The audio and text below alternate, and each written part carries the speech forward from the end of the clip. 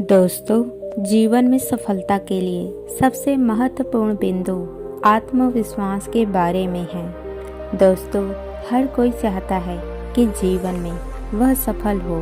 अपने कार्य क्षेत्र में मेहनत और काबिलियत महत्वपूर्ण स्थान होता है, परंतु यदि हमारे अंदर आत्मविश्वास नहीं है तो हमारे द्वारा की गई मेहनत और हमारी काबिलियत की कोई बहुत ज़्यादा महत्व नहीं रह जाती, क्योंकि हमारे अंदर जो काबिलियत है वह बिना आत्मविश्वास के बाहर नहीं आ सकती। इसलिए व्यक्ति का आत्मविश्वास होना बहुत आवश्यक है।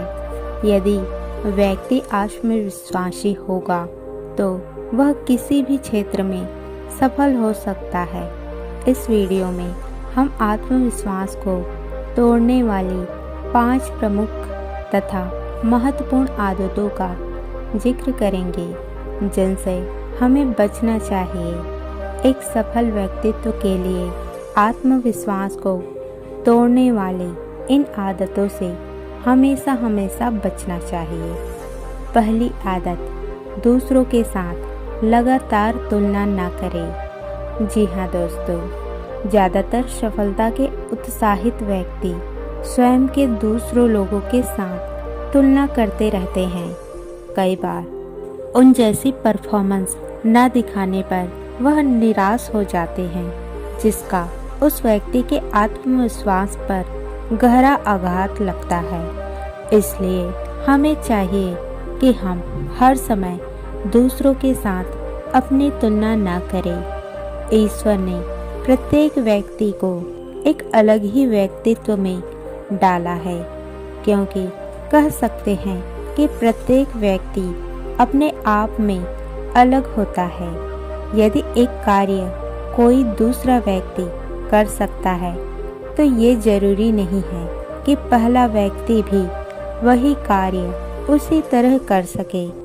लगातार दूसरे के साथ तुलना करने से आत्मविश्वास कम हो सकते हैं। इसलिए व्यक्ति को लगातार दूसरों के साथ तुलना करने से बचना चाहिए। दूसरी आदत, असफलता को दिल पर लेना।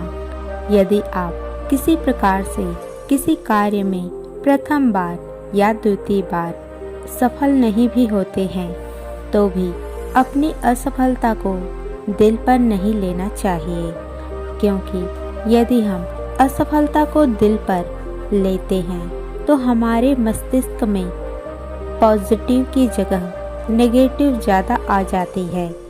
इसी नेगेटिविटी से बचने के लिए व्यक्ति को कभी भी असफलता होने पर उसे दिल पर नहीं लेना चाहिए।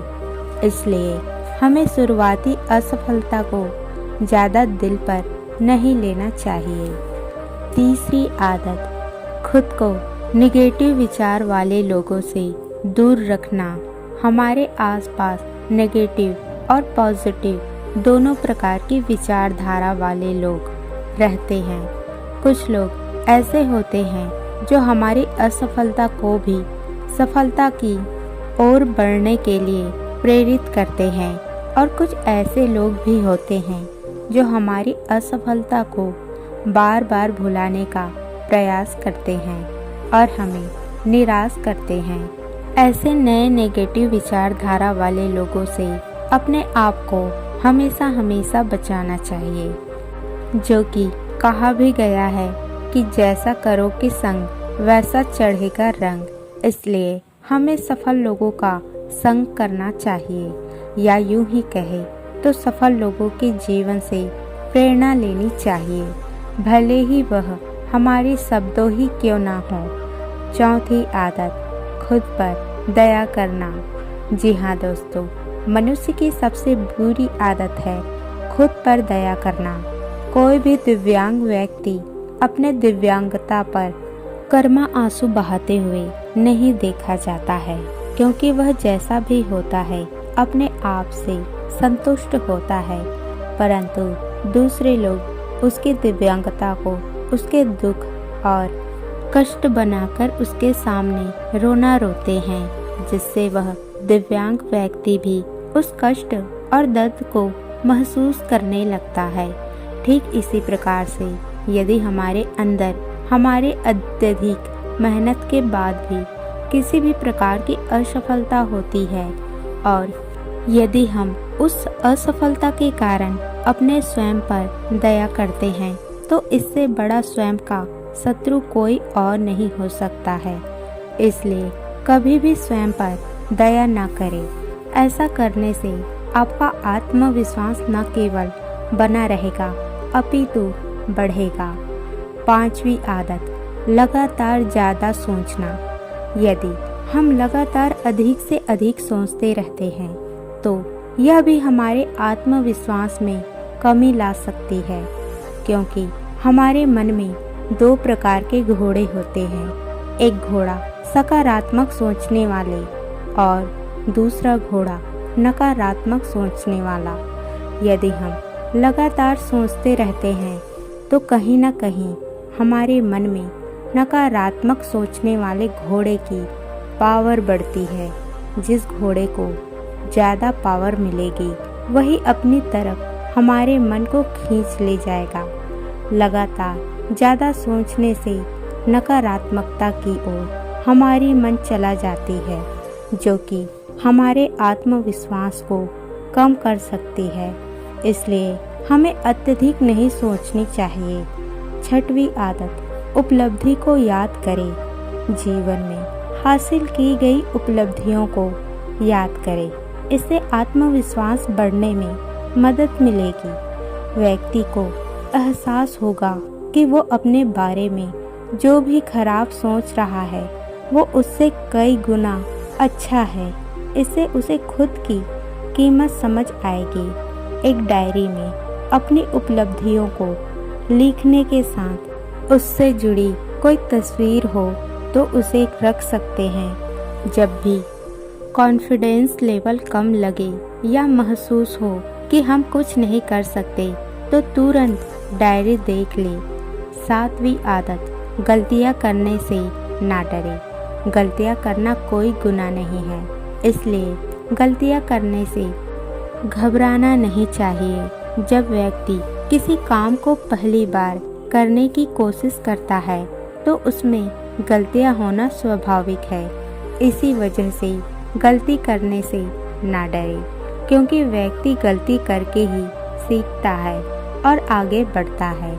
हाँ, एक और बात हुई, गलती को दोबारा ना दोहराए, इससे आत्मविश्वास भी बढ़ेगा।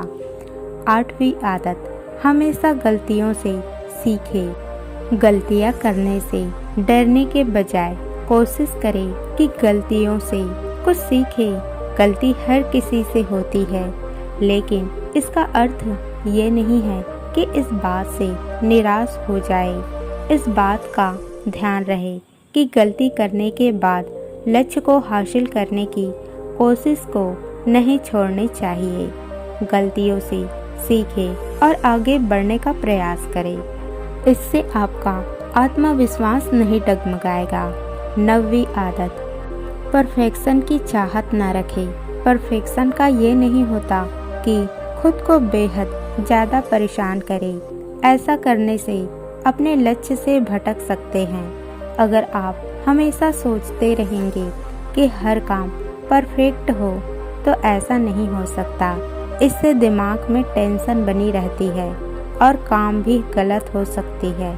इसी वजह से कोशिश करें कि ज़्यादा प्रेशर में रहने के बजाय आराम से काम को करें। इससे काम भी सफल होगा और आत्मविश्वास भी बढ़ेगा।